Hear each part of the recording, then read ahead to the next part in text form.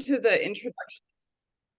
Before we get into the introductions proper, I just want to say hello, Kelly Link and Lisa Tuttle. Thank you for being here. And thank you so much, BookWoman, for hosting this. Susan Post is on the call just to give us a little wave hello.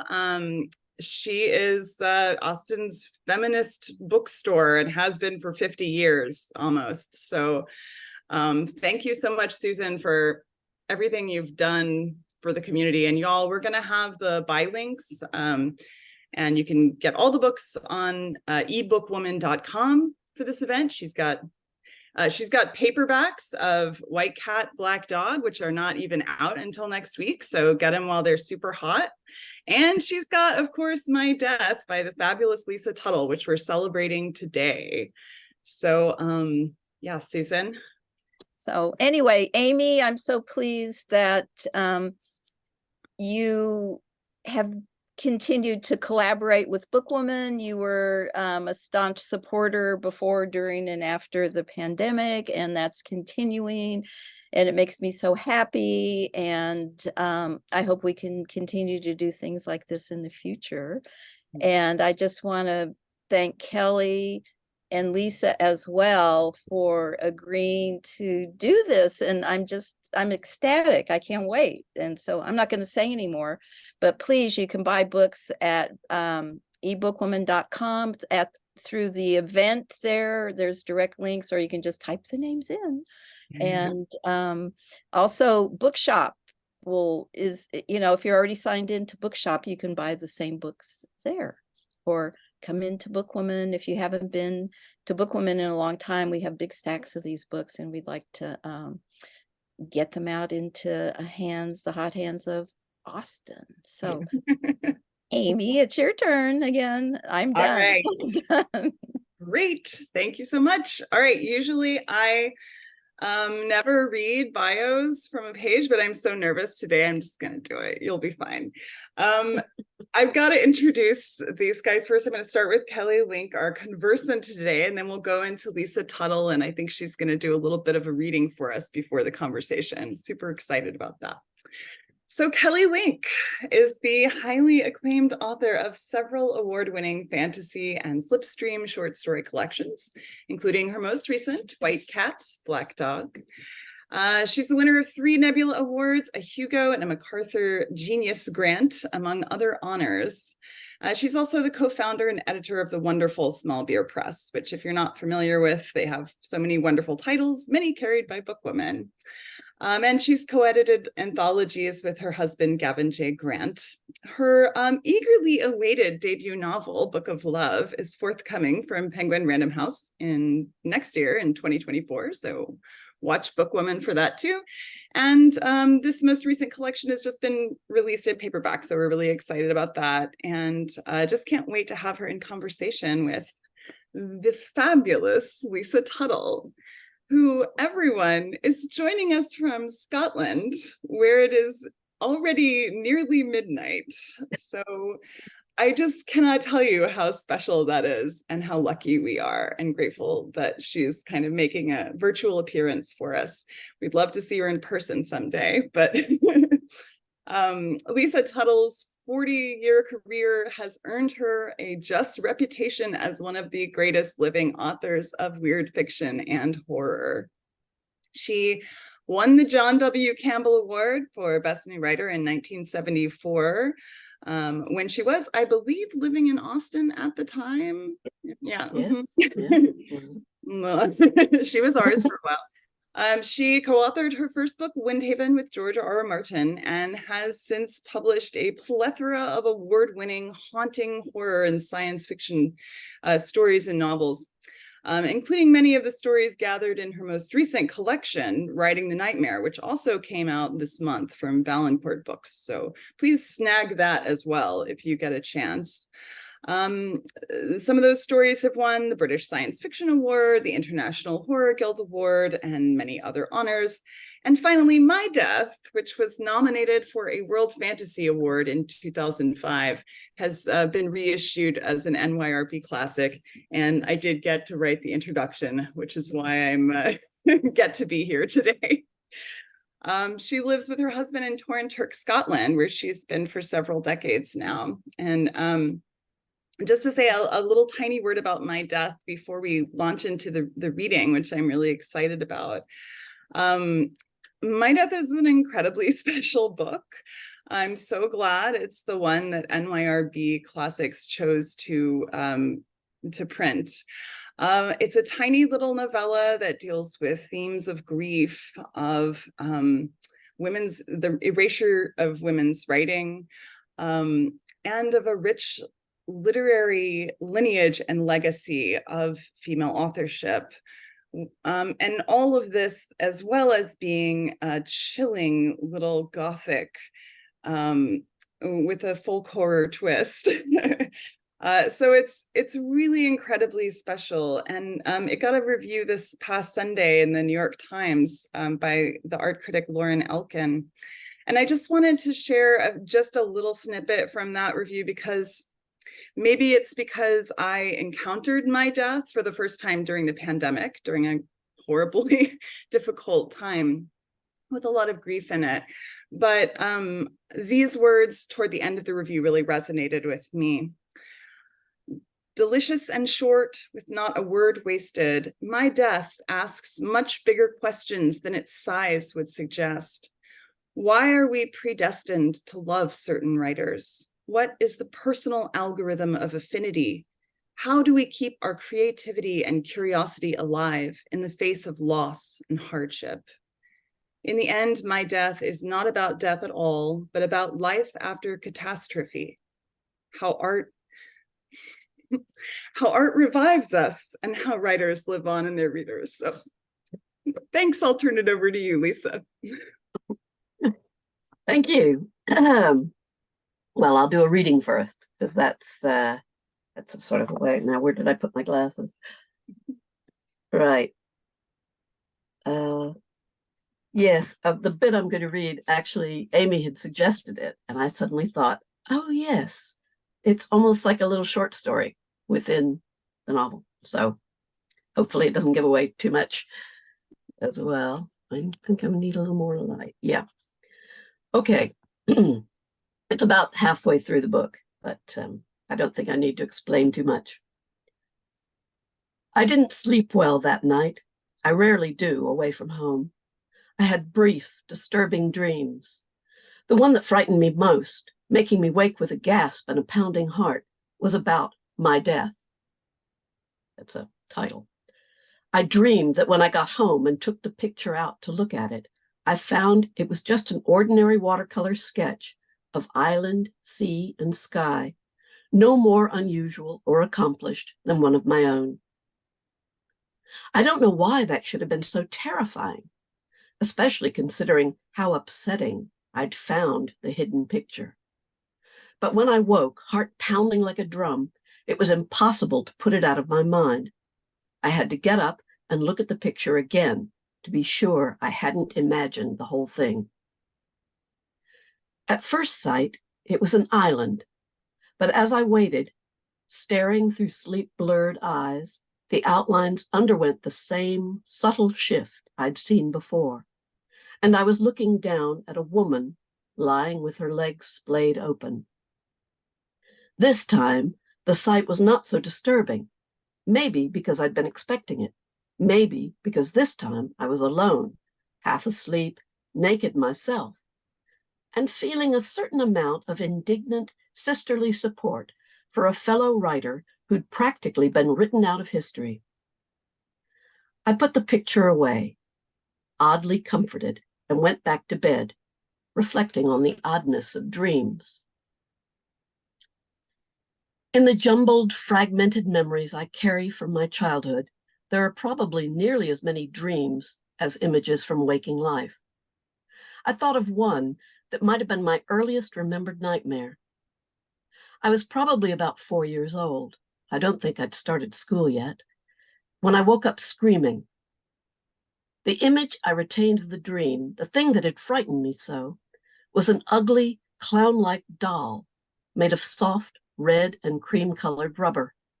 When you squeezed it, bulbous eyes popped out on stalks, and the mouth opened in a gaping scream.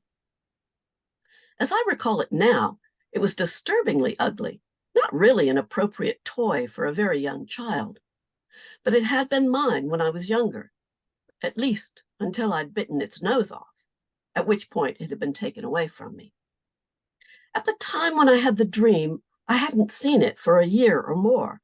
I don't think I consciously remembered it until its sudden looming appearance in a dream had frightened me away. When I told my mother about the dream, she was puzzled. But what's scary about that? We're never scared of that doll.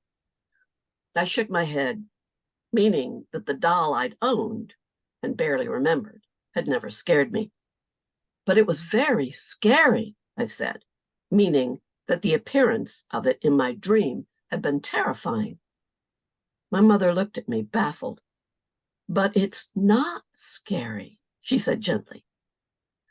I'm sure she was trying to make me feel better and thought this reasonable statement would help. She was absolutely amazed when it had the opposite result, and I burst into tears. Of course, she had no idea why, and of course, I couldn't explain. Now I think, and of course, I could be wrong, that what upset me was that I just realized that my mother and I were separate people. We didn't share the same dreams or nightmares. I was alone in the universe, like everybody else.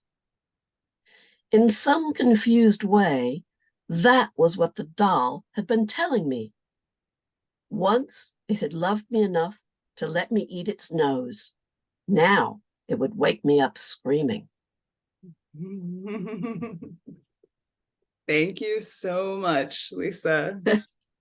I love that passage so much. It's such a little encapsulation in a way. It has the horror element. It has the grounded realism about women's lives. And it's got that uncanny quality of the familiar turning into the unfamiliar that is so suffuses this book. I will just say, do you want to, I'm going to give like the briefest of synopses just for people who haven't read the book or reviews of the book. It's about, the narrator is a writer living in Scotland who has recently lost her husband and has sort of is blocked as a writer and has decided to embark on a biography of a forgotten modernist woman named Helen Ralston. And so I'll let Lisa kind of explain it a little bit more from there, but I wanted to ask first how the subject matter of this kind of recovery project of a woman lost to history suggested itself. So yeah, maybe we'll start there and kind of. Sure. Sounds reasonable. Of course, it's hard to remember now exactly why. But I've always been interested in, I guess, in lost writers, in women writers, just in writers' lives, I suppose, even from childhood. And I know, I can't remember who it was, but I've certainly talked to or read other women who've said that they felt, women of my generation and older, I guess, who said they felt faintly guilty being interested in women writers specifically, and particularly if they weren't extremely famous. But I never felt guilty in that way. I mean, I loved reading biographies of, well, actually, as a child, I read an entire series of biographies, and there weren't very many about women. They had them in the school library.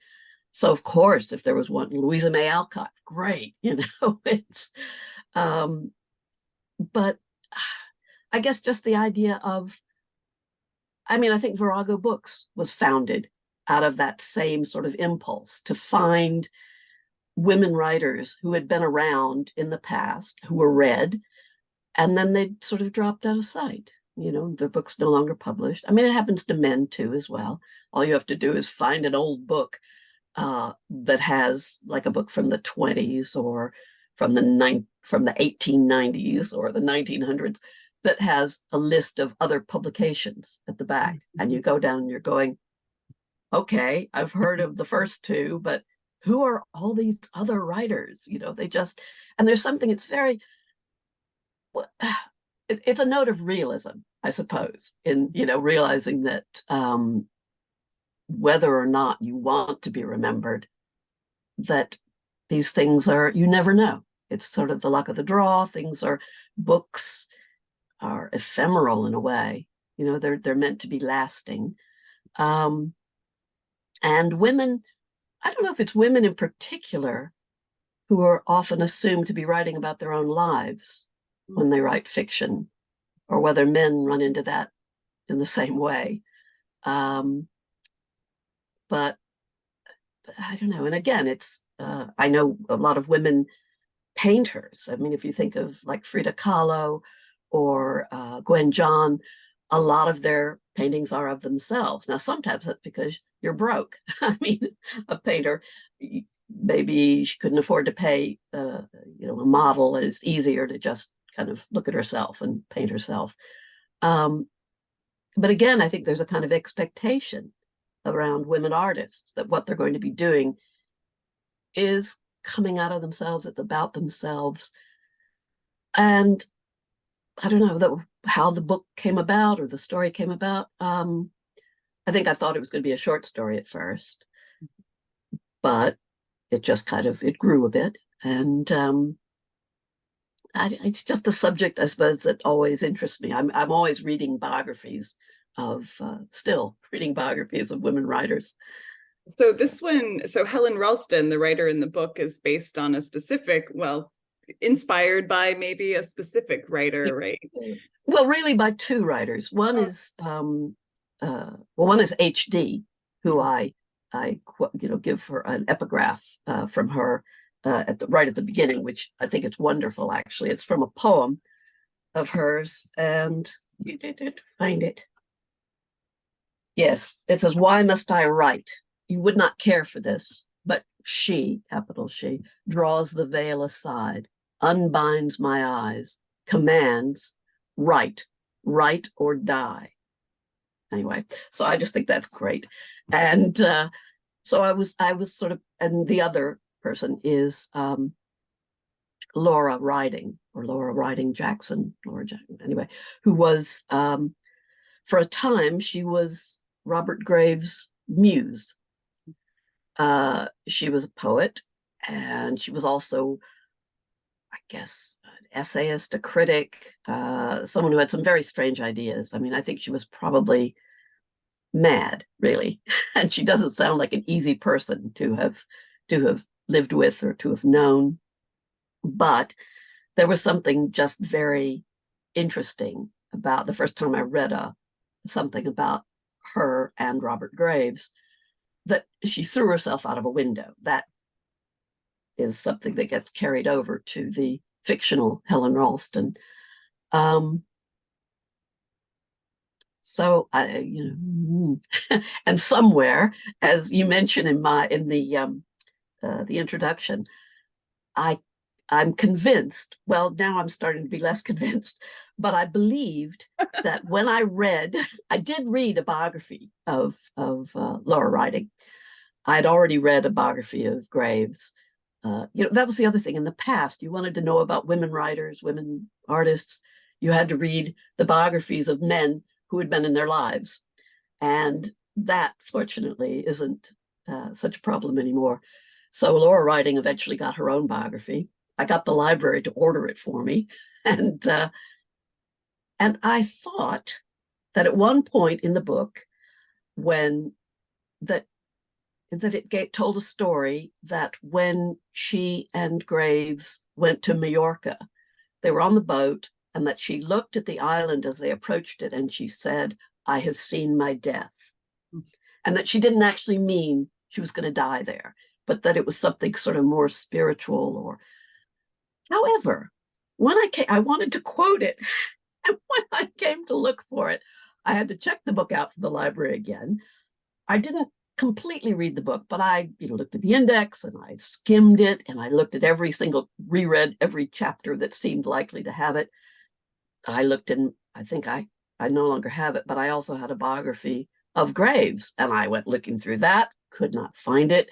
I have a couple of literary kind of gossipy type memoir written by other people. I looked in both of them. So maybe I made it up.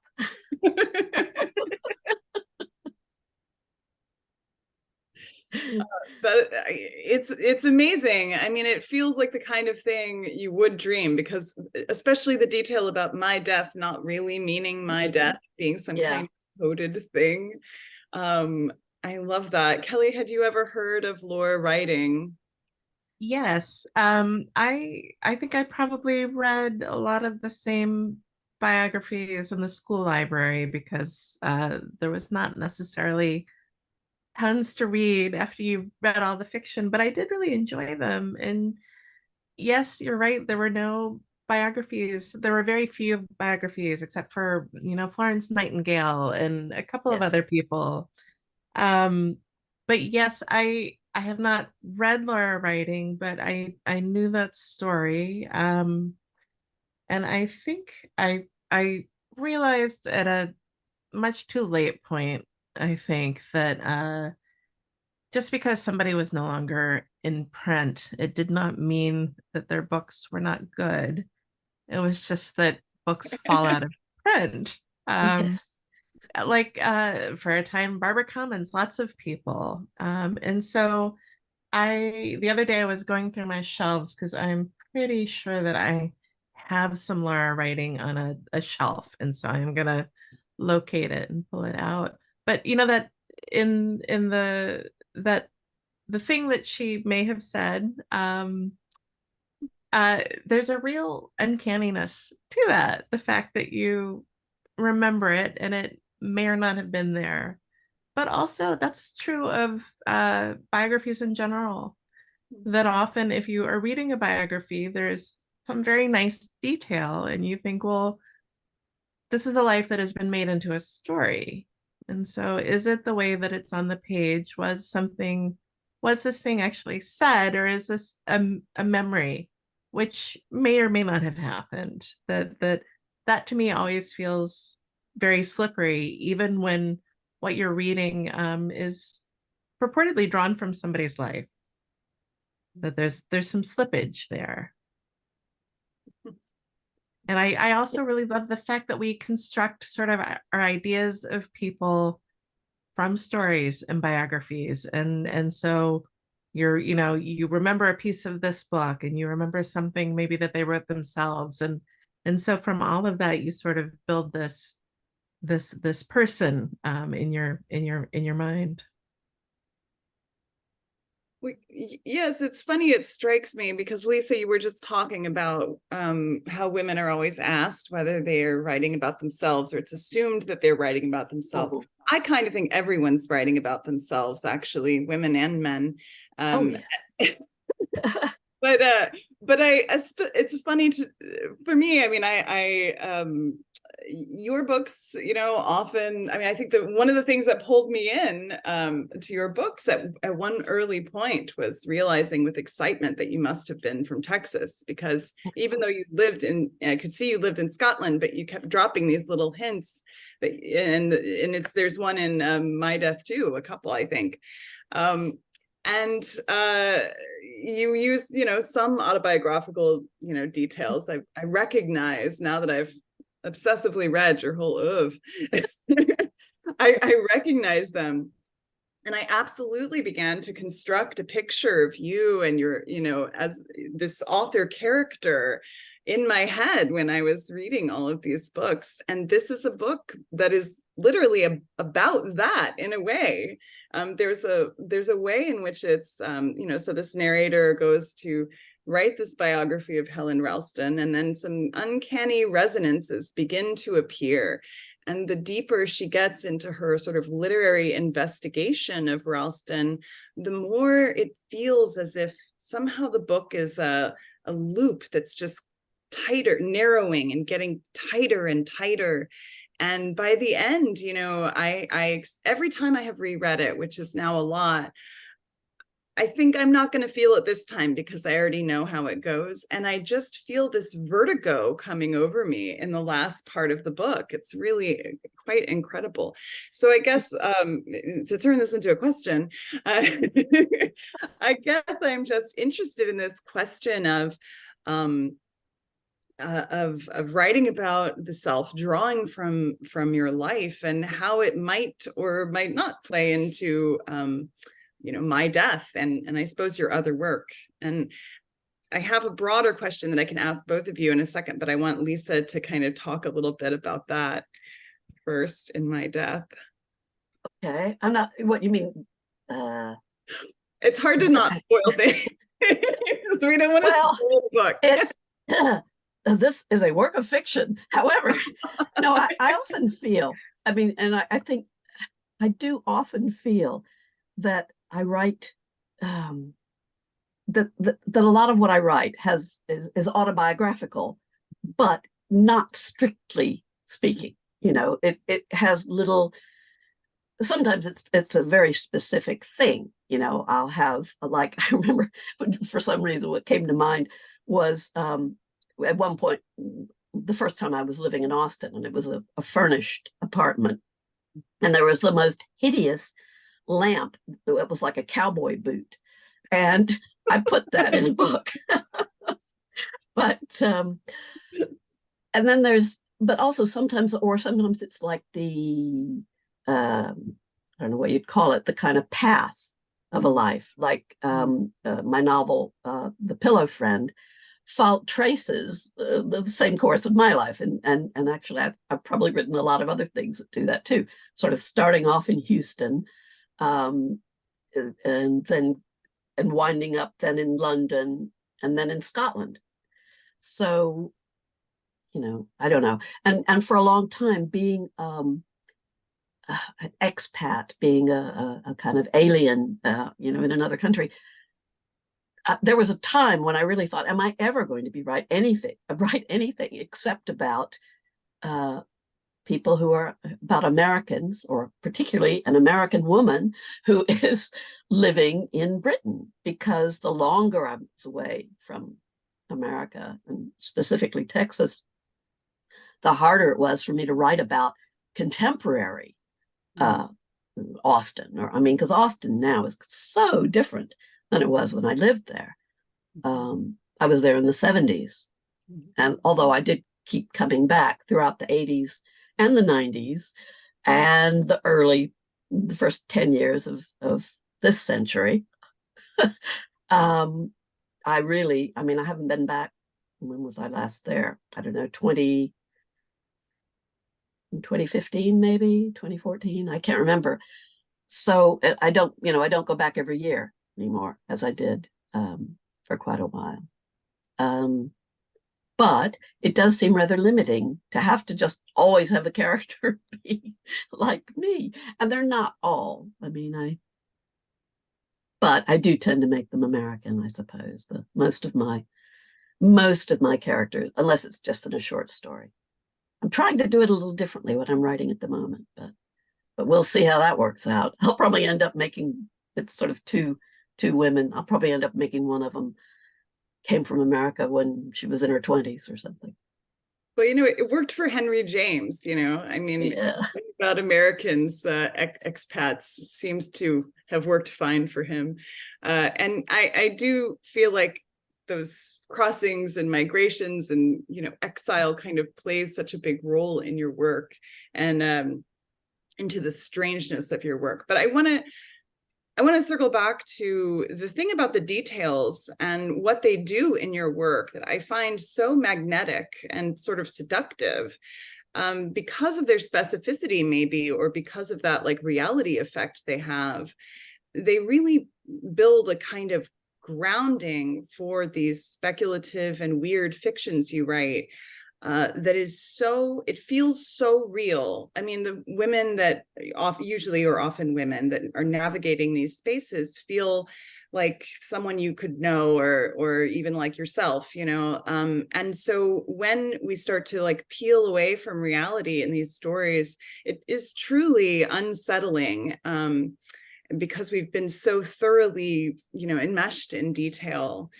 And in fact, Kelly, today I was thinking about how your work also has this juxtaposition of realistic detail with the strange and uncanny, but it's almost like the opposite. You often you often drop us into a world that we don't know, and then sprinkle in these details about, weed being legal in Colorado, or, these very contemporary details. So I wondered if you could both maybe talk a little bit about the relationship of reality to the strange in your work. You know, aside from just autobiography, how grounded your realism is, or your horror and speculative fiction is, Lisa. Well, actually, one thing I want to say about Kelly's work, because I think I was just trying to think, and I think probably the first story I read of hers, or yours, Kelly, if I was The Fairy Handbag. And my memory of reading that was, it was almost like, I should be writing something like this. Why can't I write something like this? I just thought it was wonderful. It was that just, I mean, I suppose there are connections and that we both tend to set things in real places with real people, with kind of contemporary people for the most part. But then there are these fantastical things. So it's, you know, it's like the kind of book that when I was a child, my very favorite books were like by authors like Edward Eger, if you ever read him, I don't know, and E. Nesbit. And it was the idea of real children, ordinary kids, who then discovered something magical. And, you know, and then they could have all these magical adventures. And I mean, when as a reader of fantasy, I love certain fantasies, but there's a lot of fantasy I don't care for. And what I mostly like is that juxtaposition of, you know, kind of real, recognizable places, recognizable people, then having these magical adventures. And for a long time, that seemed impossible. I say a long time. I'm thinking back, you know, kind of to the 60s and even the 70s of like, well, you can write that kind of thing for children. But, you know, adult books are about like court cases and divorces and shopping. I don't know, whatever. So I was years and years ago, I was on a panel with an editor, and it was at Clarion. We were talking to young writers, and I think I was talking about the work of the 60s and 70s, which to me is kind of a golden age. And he said, you realize that's not actually the golden age. The golden age is earlier. And I thought, yeah, but you have a personal golden age in which people began to sort of move in stranger directions and towards a more I guess more towards what you're talking about, that sort of grounding in the real world, the sort of psychological layering that you do, which when I read, it makes my brain feel alive. And I love the children's writers. I love Nesbit and Eager. I love Joan Aiken, and I feel like, Dino and Jones, that those are very much sources, but your work, Shirley Jackson's work, Karen Joy Fowler, who I think does some of the same thing that you do in terms of the passage that you read with the clown, the squeeze doll. I immediately knew what that doll was. I could picture it. And then the way that you move from that doll to the dream to the, sort of wider into, the protagonist realizing what it, attaching all these different kinds of meanings to it. And, whether it's realistic fiction or fantastic fiction, that I want a writer to sort of delineate some of that territory for me, because if I'm on my own and I'm not writing, if I'm just out in the world, I'm not thinking that way. But if I'm in communication with a book, that book is opening paths. And I was thinking, one of the things that I love about My Death, which I love, is the strangeness and sort of that moment of almost terror where she meets the writer, and who has meant a great deal to her, and the writer sort of flips it, and knows her work and is excited to sort of to meet her, and clearly knows things from reading her work. And I was thinking of that strangeness of when you read somebody's work and then you finally get the chance to meet them, how exciting it is, and how oftentimes it feels kind of like a one-way door, because you may not have written yet, you may not, or you might not be a writer, and so that sense of communication has really all gone in one direction. But how terrifying it can be when it is going the other way as well, where it's as if the book is recognizing you, the brain that wrote the book can see you. And for me, that moment in the book was terrifying, in the way that the doll was also terrifying. There was, I think what I love is the way that there's all the different kinds of uncanniness that there are in it. That there's sort of this warmth and this delight, but also this sort of creeping sense that of strangeness. And your work often feels like that, like you are casting a spell, which the reader is consenting to. You're like, sure, throw this spell at me, but it's scary. Yeah, I have to admit, I do usually write things that are, they may be fantasies, but they're weird. They're not just weird, they're disturbing, they're unsettling, or deliberately scary, ghost stories. I remember, when my first short story collection came out, A Nest of Nightmares, on the cover, it says something like "Enter the worlds of anxiety." What is it? Something anxiety and dread. And I thought, well, how many people actually want to do that? It doesn't seem like a good selling point. Well, okay, good. Yes, there are people who do. Which is good. And horror does seem to be having more than a moment at the present time. There sort of seems to be more people reading it, and but then a lot of that too is also TV and TV series and movies. But yeah, but I do think there's a sometimes you want to read a book that makes you feel good, instead of and I mean, I spend a lot of time thinking about that. Why horror is so pleasurable, and I don't know, but it really is. Sorry, Amy. Yeah, no, Amy finds it pleasurable too. Really comforting. Yeah, I mean, when people were asking me in the pandemic, like, what are your comfort reads? I was absolutely, every single one of them was horror. And that is when I went full Tuttle, during the pandemic. Because it not only is it just scary. I mean, some of her stories and books are just scary, but because of that feeling of, I think, of the book looking back at you, which I think Kelly, kind of put her finger on. There is that uncanny sensation sometimes when you're reading them, and I don't think it's just because I also grew up in Houston, but there is that feeling, suddenly feeling almost seen by something in the book, and it's really hard to kind of figure out why exactly that happens. But for me, I do think it is that grounded realism. I always think of this one detail I think it's in Lost Futures, maybe, or no, it's in Gabriel, one of your early novels.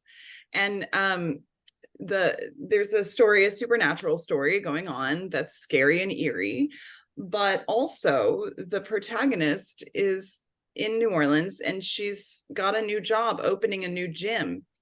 I mean, opening a gym in the fitness craze of the 80s. And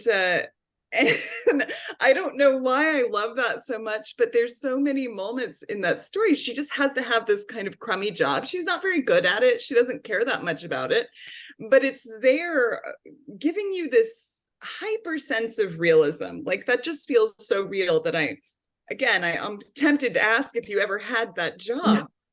but that's The last job. it would be a terrible job.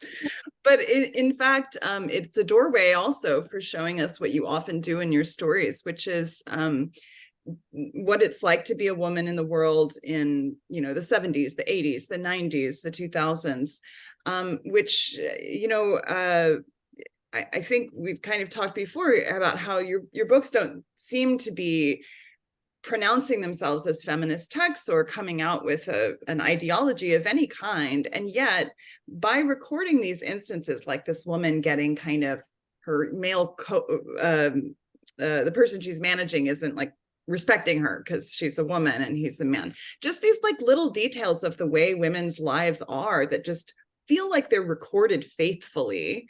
Yeah, I mean, I've run out of question here, just gushing over it. But for me, one of the things I guess that makes it feel so much like an uncanny mirror in some ways is that representation of female experience in a world where you don't often see it represented and with that kind of granular detail. And by that I mean kind of the weird fiction world, the Robert Aikman stories.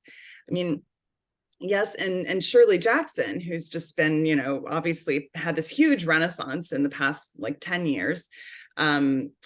It was kind of, I think, a watch point or a, you know, for a lot of a compass, a star for that, you know, for a lot of people. And I think you share that in common with her, whether you intended to or not. So do you want to I'm a huge fan of Yeah. Shirley Jackson. I always have been. Yeah, yeah. In fact, that was for a long time. My goal was to sort of write a book like The Haunting of Hill House, you know, to just take a group. I sort of thought of it as, you know, Jane Austen said she would take a small village or just a few people or a few families, I think, and that would be her canvas, you know, and she'd just write. And I sort of thought, well, for me, it would be a house, a haunted house with a group of people that you know were in it.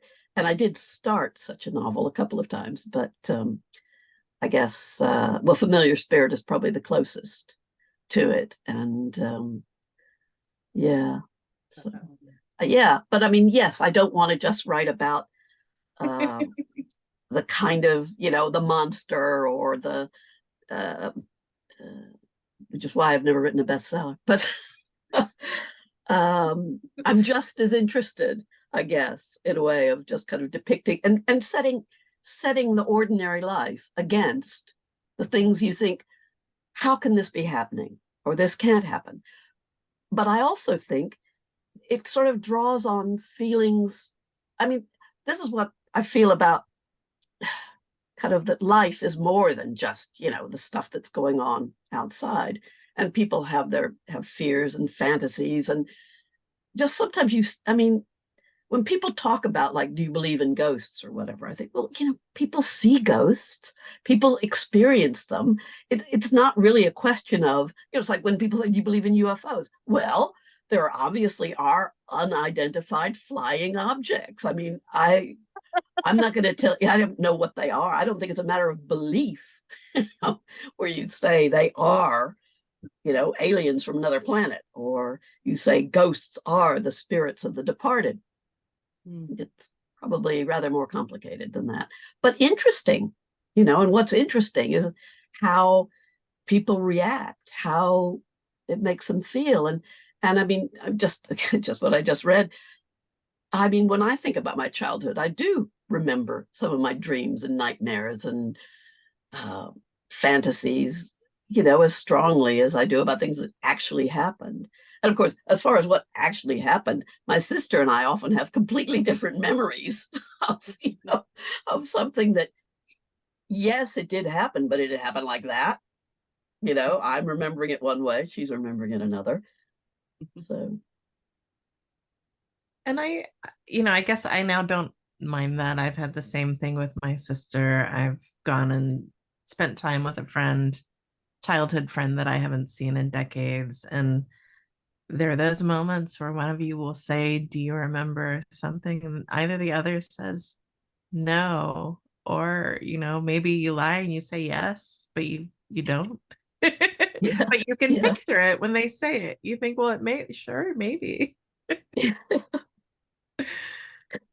Also, you don't want to get into that. I mean, I have to say, I often have, my memory is not great. I think I probably filled it up with too many imaginary things.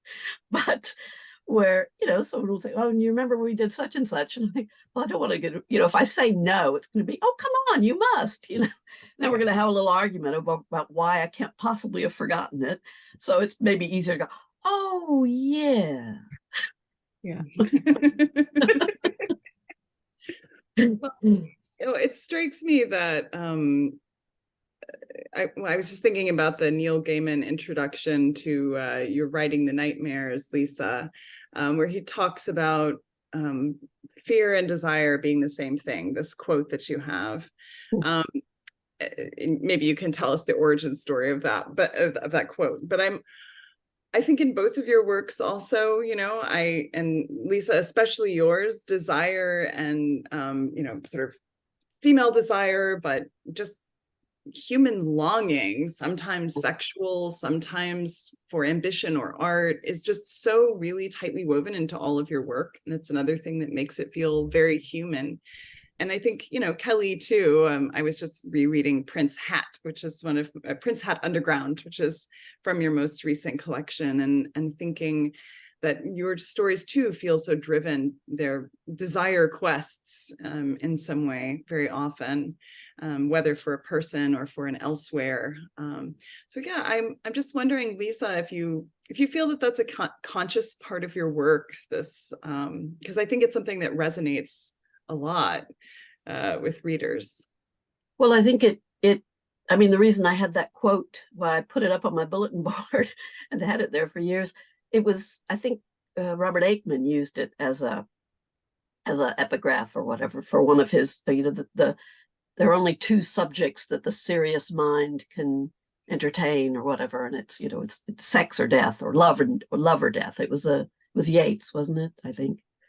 Anyway, because what I was, it struck me, the quote, and I also was realizing that almost everything I wrote at that time, this was in the 80s, was either about desire, it was about sex, it wasn't always sex, but it was about love or desire or yearning, or it was about fear of death or what might happen after death, or it was about both.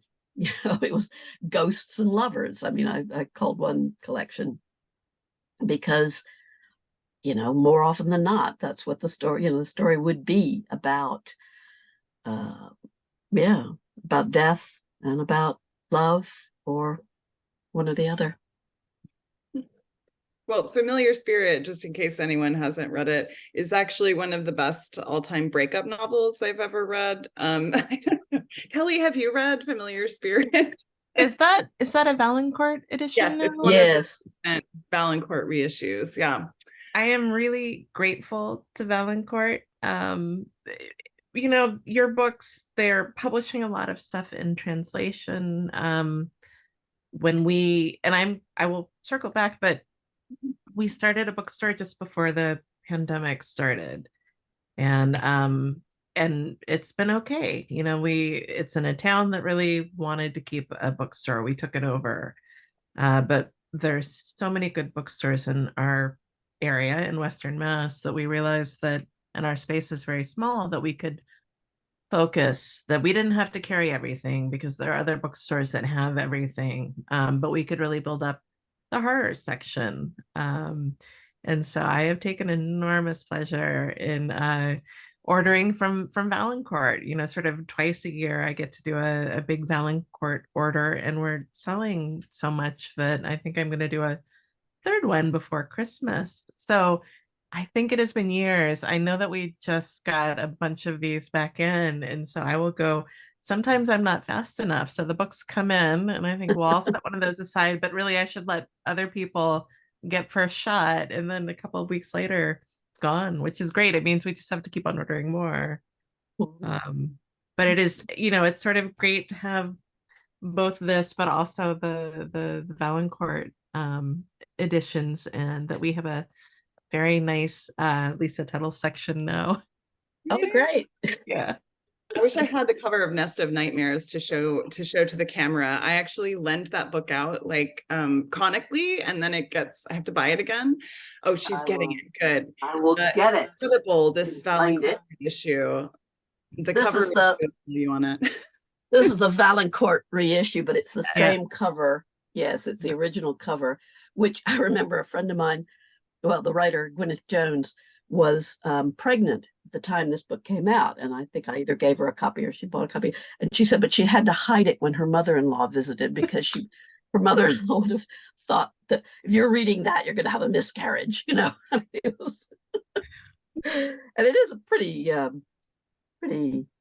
kind of scary, weird. Oh, I know that cover well. It has an evil quality to it, doesn't it? And I mean, I love, when I was a kid, I loved her in the bookstores. I was obsessed with the covers of I think the Saha Year's Best, you know, with a lich out of a tomb, but this is also beautiful. And their editions are gorgeous, and this is one of my favorites, I think, and perfect for the book. Well, I want to ask y'all, we're going to open it up in a little bit for questions from the chat and the audience. So just if you're watching and you want to drop a question in the Q&A, and I think there's also a chat box, we'll definitely get to those. But yeah, maybe y'all could talk a little bit about your kind of people who are working now, or your horror influences when you were growing up. And then I would also love to hear about what you're working on now or you've got coming out next. Lisa. Well, after having 3 books out this year, I don't really have anything else coming out. Short stories, maybe. Who are my? Well, it's probably easier to say my influences when I was younger. I mean, I read all these kind of horror anthologies, ghost stories, supernatural stories, because my parents had a very nice home library. I mean, my dad had a lot of books that some of them had been his father's, some of them he'd had, you know, when he was younger. And when I discovered Robert Aikman in the Magazine of Fantasy and Science Fiction when I was in college, and he blew me away. I just thought he was fantastic. Kate Wilhelm, I always liked her work a lot. Margaret and I was a book that I thought well, anyway, I won't say anything about it because if anyone reads it, I don't want to tell you what it's about, but I just thought it was so unusual and so interesting. Of course, I haven't reread it in years, but John Fowles, The Magus, Ray Bradbury, everything by Ray Bradbury. People today, that's my mind is like a sieve.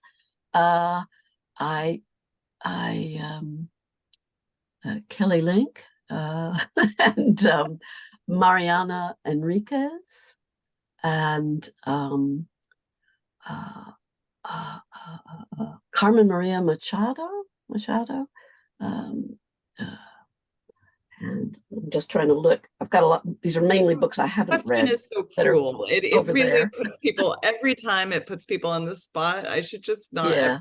I should keep a little list so I can just kind of like pull it out and pretend I'm not reading. I mean, the second someone asks you, they go out of your head. But I love all of those names. Thank you.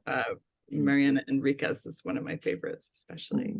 And your list is very useful because I can say all of the above. I've actually been rereading a lot of Robert Aikman over the course of the pandemic, and Jane Howard, and Robert Aikman anthologies, the Gollancz, I think, are they? No, they're not. Whoever he put together anthologies of ghost stories for. Oh yeah, it was like, who was it? Fontana or? Yes, I think it is Fontana Books of Ghost Stories. Yeah, the paperback. There's a lot of, and I often think, well, I've read all of the ghost story anthologies that I could possibly find, but then you sort of, you know, we bought a collection from a guy who had a tremendous library of fantasy, horror, and science fiction. And I really wish that I had met him while he was alive. He loved short stories. You know, he had he had collections by you. He had a lot of the Fontana collections, but we um, bought most of it, brought it into the bookstore, and it's been interesting to see which books, one that I loved, that now are selling, and two, the books that, you know, at least from our store, have not sold as fast. But Sherry Tepper's horror novels, which I had read a long time ago and am rereading, and but mostly just anthologies of ghost stories, which was a great delight to me. I love Mariana Enriquez, Attila Veras, who has a collection from Valancourt called The Black Valancourt. Lady, which is, yeah, they should send you a copy. Yes. Which is wonderful and is very Robert Aikman like. There's a story, and I think a little like you as well. There's a story there called The Time Remaining, about a small child whose mother, I think, tells him because she's tired of his attachment to a doll, that unfortunately the doll has a terminal illness and will die soon. I read and that. Yes, I've read that collection. Yes, Oh, that's yeah, terrific. It's an that excellent story excellent- knocked my socks off. Yes, yes. And then the other person I don't know that I write anything like her, but Catherine Davis's work. I love Catherine Davis. She has a novel called Duplex, and one called Hell, which they're very, very, very strange. Every book that she writes is different from the next. Hell is a weird starting place, as is Duplex or The Thin Place. And then a newer writer, Megan Giddings, who has a book called The Women Could Fly, which I love with my entire heart. I loved her Oh, I hadn't debut. heard of Catherine Davis. She's fabulous, and I think you would like her. She's very eerie, and Duplex is, I guess, draws on a story called The New Mother by Lucy Lane Clifford. Yes, Which is a very yes, important yes. story to me as well. So again, it's that shock of recognizing something that you feel belongs to you and somebody else's Yeah. work, and that pleasure. Oh my God. I wish we could just talk about books for like the next hour. Everything both of you say. I'm just so excited. But yeah, and Kelly, you have your novel coming out, which is very exciting. Do you want to tell us about, I don't know, what you're working on or what's next? I really want to write the novel that will come out in February is very long, and it is about love and death. And in some ways it's kind of a celebration of my love of romance novels, kind of the mass market romance novels of the 80s, 90s that I was, reading a long time ago. But the next novel that I work on, I would really like to be a very short ghost novel, because it would be, that's kind of my favorite genre. And now that I've gotten a first novel written, I think I would like to try that, but it seems very hard. It's such a demanding form. Lisa, what's your fantasy project that you said haunted house novels one, but anything you can talk about that you're working on or want to? Well, I am working on something. It's going very slowly, but I keep thinking about it a lot. And it is, I sort of think of it as folk horror, but then every once in a while I suddenly go, is it? Is it? I mean, but I expect, I start thinking, oh, this is more like a fantasy, or except knowing me, it probably will end up to be more, The horror has not arrived yet. Let me put it that way. I certainly hope so. I want to start doing some audience questions because they're starting to pile up and they're so so good and so smart. From Hallie Sutton. Hi, Hallie, a great writer in her own right. She says, both Kelly's and Lisa's work features such strong surreal images and plot developments that at times make more emotional sense than logical sense.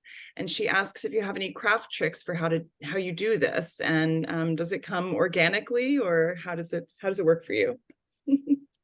So emotional things that make more emotional sense than logical sense, you know, are you manufacturing that on purpose, or do you have any craft thoughts about that? I mean, if I am teaching, then I often ask people to look at actually to look at The New Mother by Lucy Lane Clifford, because I think it's such a great example of something that feels coherent, but feels as if it's coming from some other place. And I think oftentimes the fantastic sort of surreal stuff is personal. You know, it comes out from your personal vocabulary of almost sort of a dream language. I sometimes use a thing that Howard Waldrop talks about, the distinction between nighttime logic and daytime logic, that books sometimes are drawing on a kind of nighttime logic, which maybe is closest to a sense of carnival, that sense that rules are different, and that those rules may not make sense in a way that you can explain, but emotionally we think, oh, they're things, you do things and there are consequences.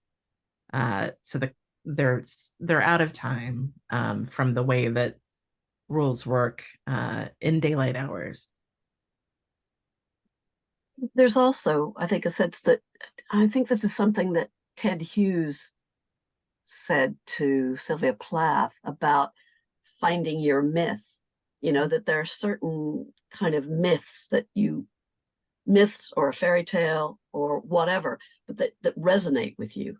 You know, and you can't always explain it, but if it's, I don't know. I mean, it's hard to say.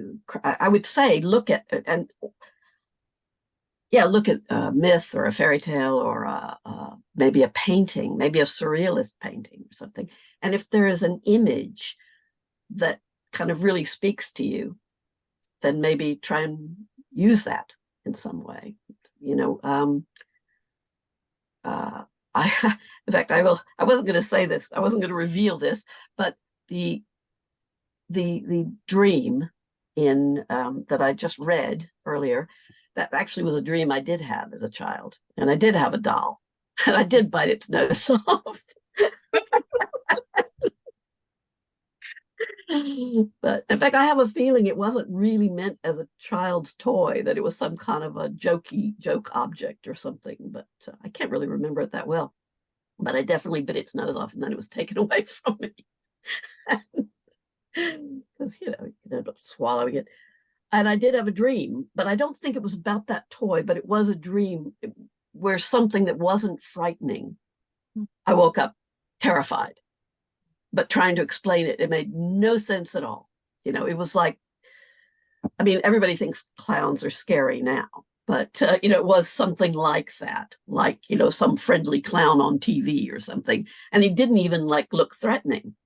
It was just, there was the clown's face and it kind of went, ah! So, So I think you just find it in yourself. Yeah. I mean, basically. And if you try and invent it. Oh, I'm so sorry. Go ahead.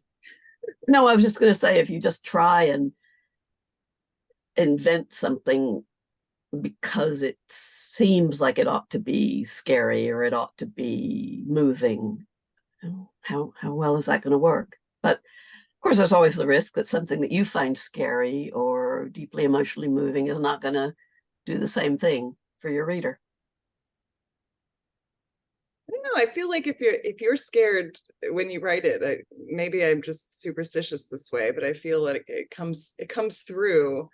And I don't want, I want to say with regard to that clown dream, if that is the kind of writing that you like, if that moment grabbed you, everyone, you should read Lisa's The Pillow Friend.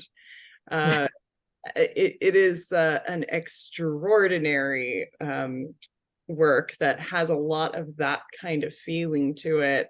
Only it's even more. So that's just a plug for The Pillow Friend and for yes. I'll take one of these other questions though. Carol Cooper says both Kelly and Lisa have seen the speculative fiction and fantasy publishing world change a lot in terms of content style and gender politics seen in stories from the 80s to now. What would you each say is the biggest change you have witnessed or experienced? And then, you know, what hasn't changed? What's still the same? I have the same question for you, actually. For you, Lisa. Hey. yeah, just the biggest change in publishing. I think I did not realize how much publishing would shift when I started out writing. And I don't know if it was the same for you, but It has, yeah. feel that stuff crumbles and reforms. And so I did really wonder how it seems to you. Well, I do remember when I first came over to Britain, people were complaining, you know, saying, oh, you know, it's terrible. Publishing's never been like this. It's, you know, books aren't selling anymore or whatever.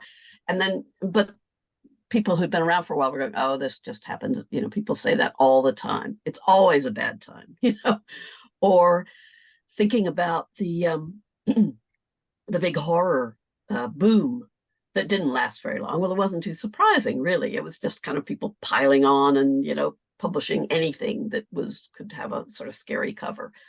And then I thought, I don't know, I think maybe other people thought so too, that fantasy was going to go the same way, that it was going to be, but no, fantasy. In fact, I think that's probably the biggest change, that when I started out, when I was first writing, it was such a tiny genre that science fiction and fantasy, there wasn't really a horror genre.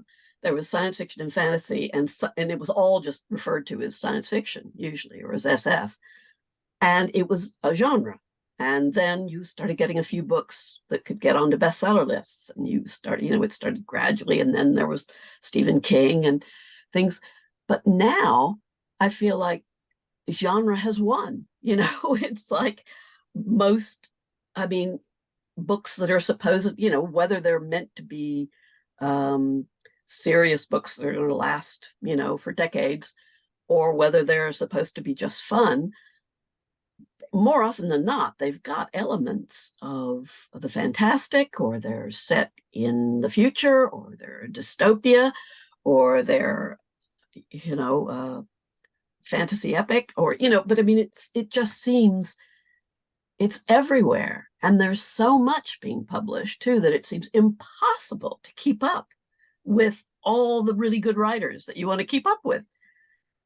But I mean, but then again, an even bigger change, or equally change, is just whatever is happening in the sense of self-publishing and how books are sold, people buying things online. And I saw someone recently just on Facebook saying all the things that you were supposed to do if you were, whether you were self-published or not. You know, you have to have a blog, you have to have a website, you do this, you have a newsletter, you get all there's too many of them, you know. It's how could you keep up? If you can't keep up with the books, you can't keep up with the blogs.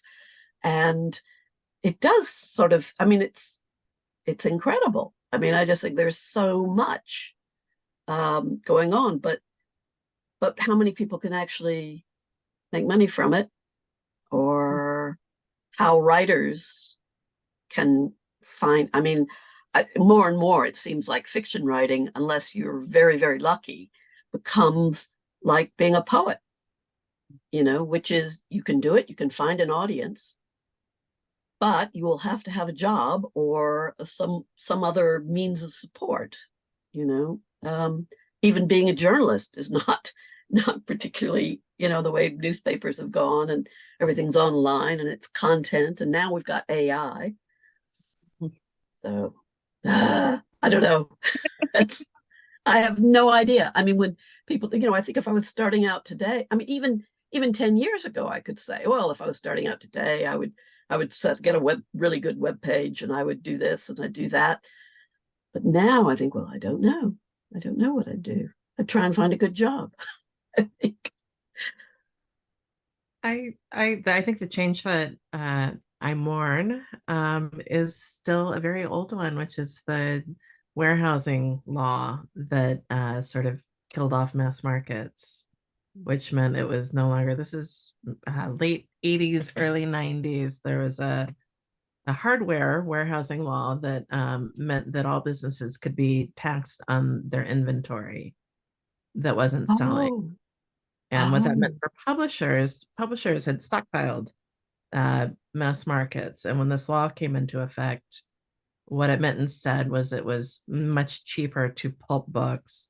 It was cheaper for bookstores to pulp, to strip covers, throw away the books and the covers back, and for the publishers to eat that loss rather than paying tax. And that really changed the industry on every single level, and has had terrible consequences.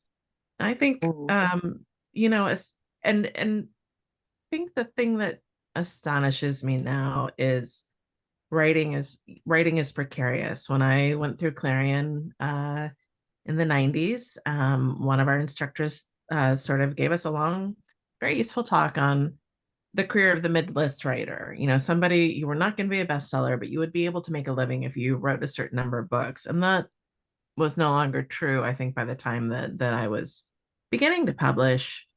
But I think the thing that surprises me now is that feels true of every industry, that you might as well be a writer, because if you are an academic, the chances that you are going to support yourself are extraordinarily low. The chances that you are going to be able to support yourself in pretty much any industry. Law school is exorbitantly expensive, and I hear that law jobs are now very hard to get. And I not that I feel that you should go into enormous debt, getting an MFA or going through a program, but I everything feels precarious in a way that to me says, if you want to write, write. And yes, probably all of us are going to be doing multiple things, no matter what kind of career we have, that it's very hard to make a living doing just one thing. Yeah, absolutely. I have to say, I didn't know about that law. Thank you for telling us about that, Kelly. Don't we have to also, with regard to trying to write the bestseller or whatever, it's impossible. It's impossible. Yes. It's even if you were to try as hard as you can to sell out and write a bestseller, it is absolutely a roll of the dice for all the reasons that Kelly and Lisa are saying. So I find myself telling people a lot, telling young writers that you might as well just write exactly what you want to write. What you want to write. Write what you want to write. Yeah. Just kind of collapsing a couple of these questions for y'all that seem related.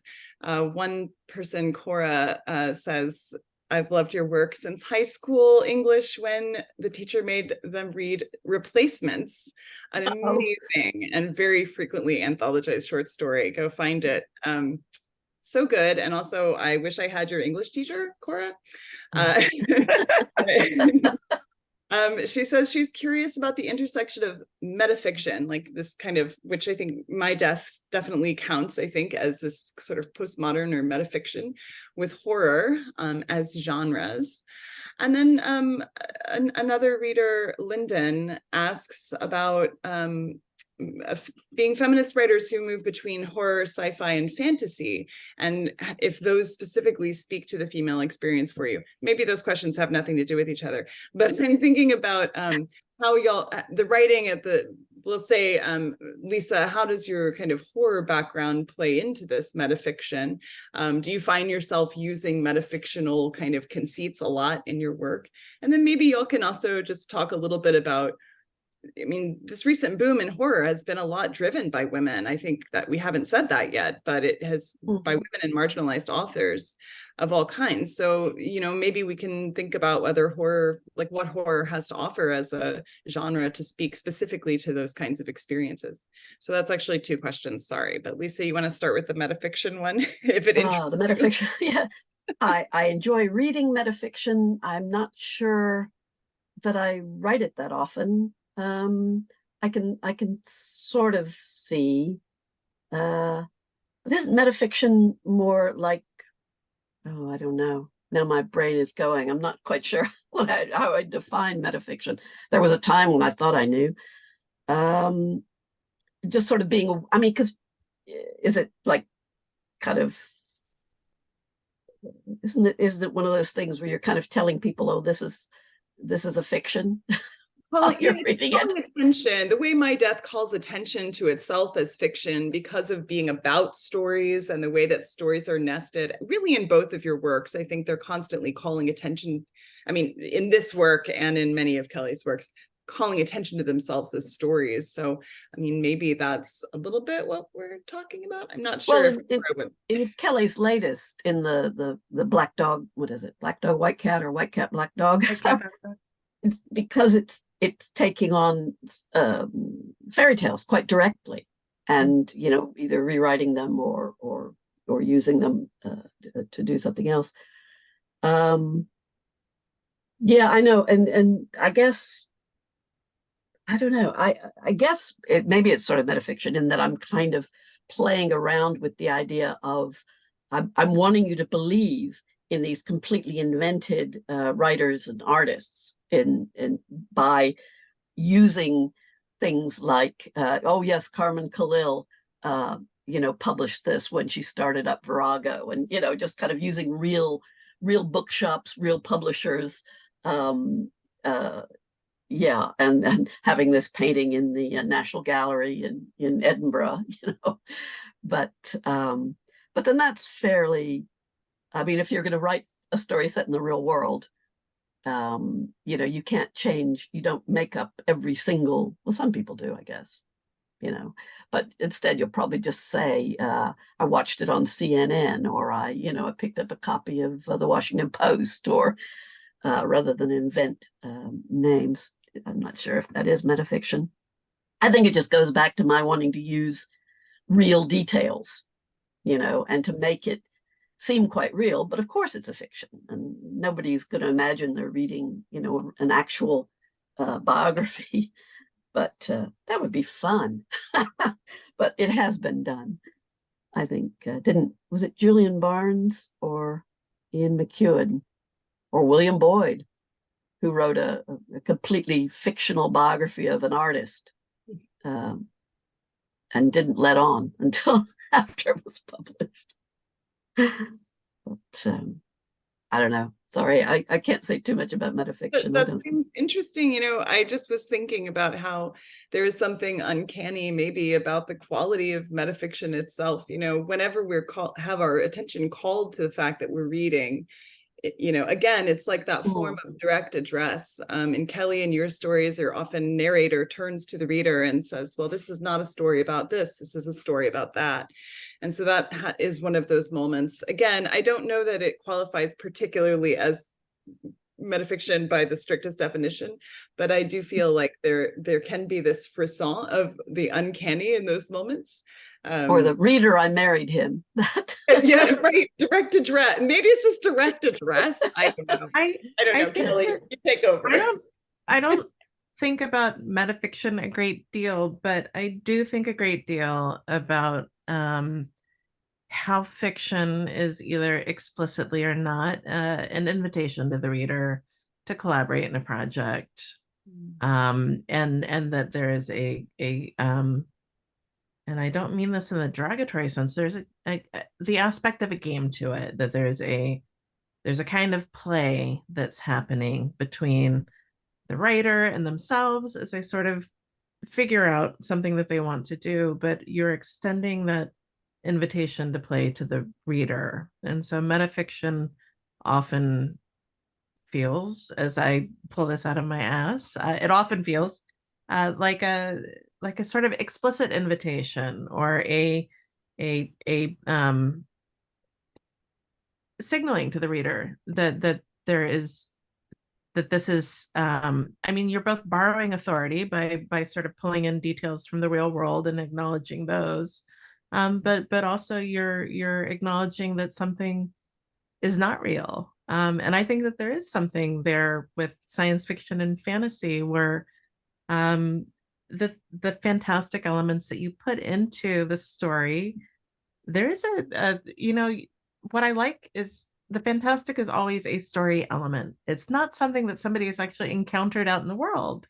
It is a story. So you're putting a story inside a story when you include the fantastic. And maybe that's why it feels a little bit like play pretend, or like games that you play with dolls, that the reader has to be willing to imagine, to conjure up something which only exists in their imagination, because the way the writer imagines it, it's not going to be the same. It only exists in our heads. And I think that's what I love about the fantastic, is when you're using it, or the uncanny, you're putting a story in a story, and that there's a kind of a shiver, a shimmer to it, you know, that it's a tension back and forth between the reader and the writer, as to what the rules of that uncanny thing is going to be. And so you can be very definitive as the writer, or you can leave a lot of stuff up to the reader. Oh, I love that. What a beautiful description of what's happening. I like the shimmer. I also like that your computer wavered right when you I knock it off the table. We're just trying to have a collaborative moment here. It's a little uncanny, but we're doing it. Well, just so you know, my computer is on top of a bread box, so that I get directly at you. Well, maybe we'll just do like one or two more questions. That was such a beautiful thing. But I want to. Okay, let's see. We have one question that's just, don't forget Sarah Gran, which I'm saying because I don't want anyone to forget Sarah Gran. No. She's also one of my favorites. Incredible author. Look her books up. Yes. And Stephen, who I believe this is probably the Stephen of Alienated Majesty, the bookstore that's in the old Malvern spot, if either of y'all knew Malvern. Yeah, so wave hello to Alienated Majesty. We're going to have a talk about Lisa's books there in person next week in Austin. I'm really excited about that. And he asks about the NYRB reissues. So if you are familiar with these, if the audience is familiar with NYRB, these are kind of a lot of them are sort of these rediscovered books. And I think the question is sort of getting at the whole, recovering these books, and whether we're recovering them for just the thrill of discovery. Like what is it about, you know, finding an old book, this case not a really old book, this is from 2004, and Lisa is not a forgotten author, but this is a book about rediscovering forgotten authors. And yeah, so is it I don't know, is there something about, I guess, finding a book and feeling like it's, you know, like it's yours? Is that where, you know, is that a good way to enjoy a book? I don't know.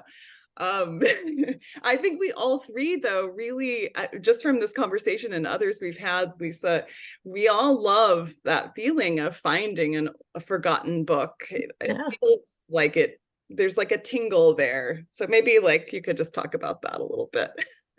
This is what this book is about, partially. So you must relate to this feeling, right? Oh, yes, of course. I mean, that's one of the things I sort of miss too, with so much buying being done online. You know, it was the how wonderful it was to just kind of wander into a bookshop, a secondhand bookshop.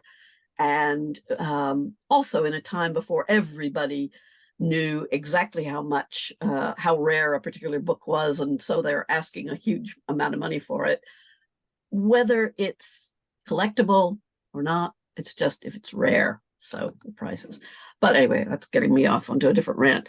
But there is, I mean, it's great. I also often think about, as a child, picking up a book in a library, because sometimes they would do this library binding, and so there was nothing on the cover to give away. There was no picture on the cover, and so there wasn't a description of what the book was.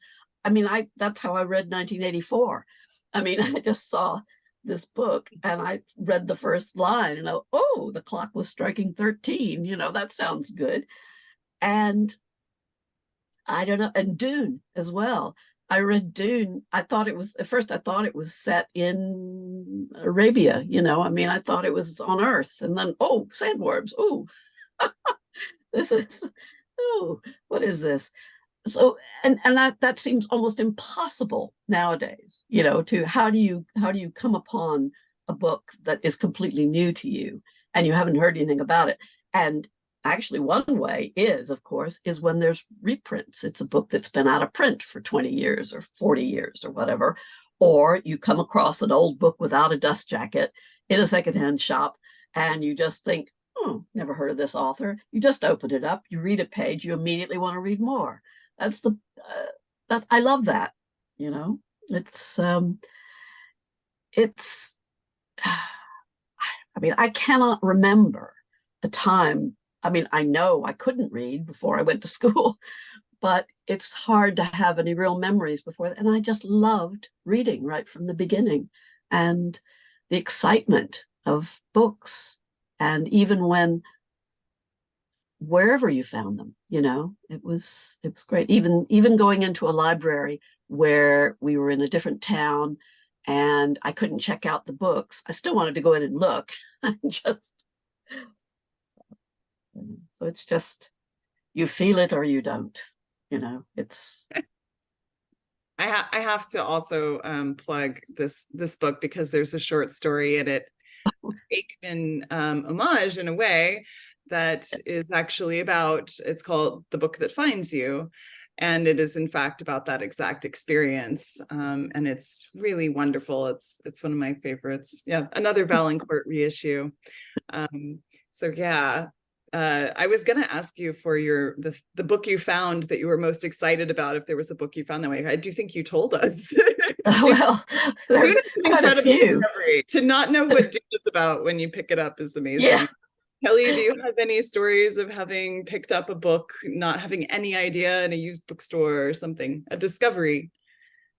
I mean, all the time when I was a kid, and I mean, I was a not a very observant or thoughtful kid in a lot of ways, and so I would read a book, absolutely love it, send it back to the library, think, oh, I want to read that again, and realize I had paid no attention to who the author was or what the title was, and begin sort of this, and we would go to different libraries, so not even which library I had read it in. And so this process would begin where I'd think, I have to find that book again. And I actually have a list of books that, I really want somebody to bring back into print, but I think sometimes there are estate issues, or just, they're the books that I want desperately to be back in print. But Patricia Anthony's Flanders, Margaret's stories, children's books, a writer who was from Boston, Joyce Ballou Gregorian, who wrote a fantasy trilogy. The first one is called The Broken Citadel.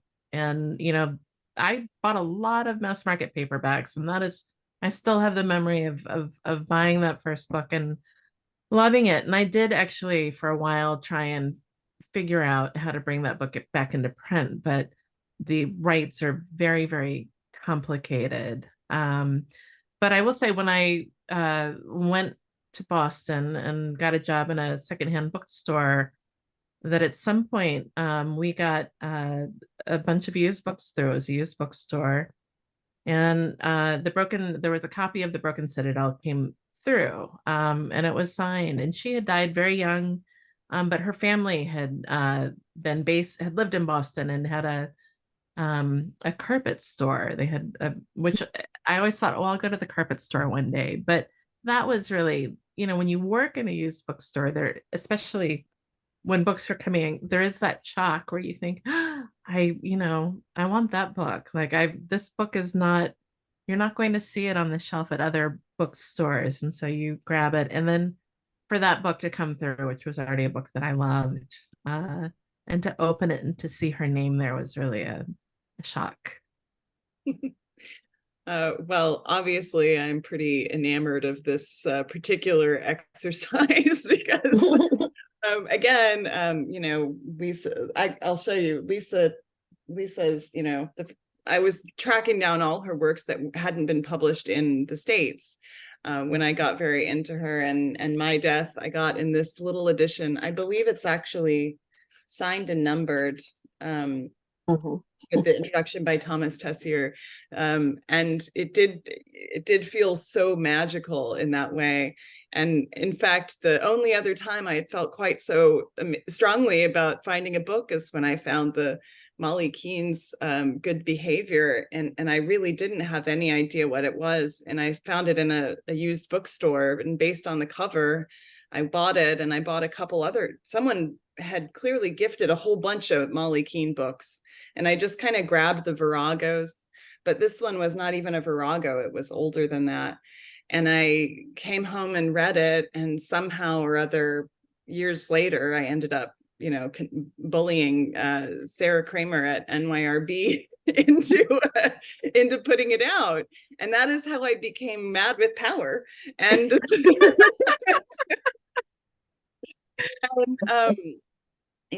but I have to say, there is something extraordinarily wonderful, and it's, talk about a gift, to be able to have some part in helping to repackage for a whole bunch more people the book of somebody who is like there, who is not Molly Keene, but in fact the wonderful Lisa Tuttle living in Scotland that we can have on a call and talk to.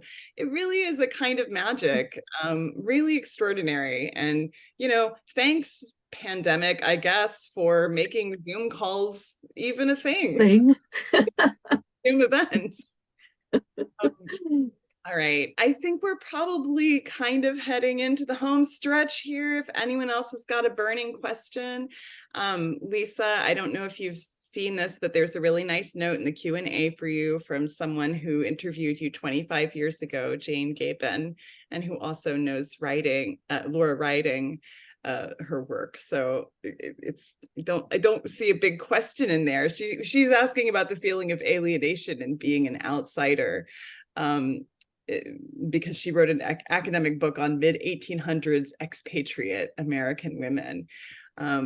So yeah, I don't know if this is maybe we can somehow craft this into a good final closing question about bridging the gap between Scotland and Massachusetts and Texas.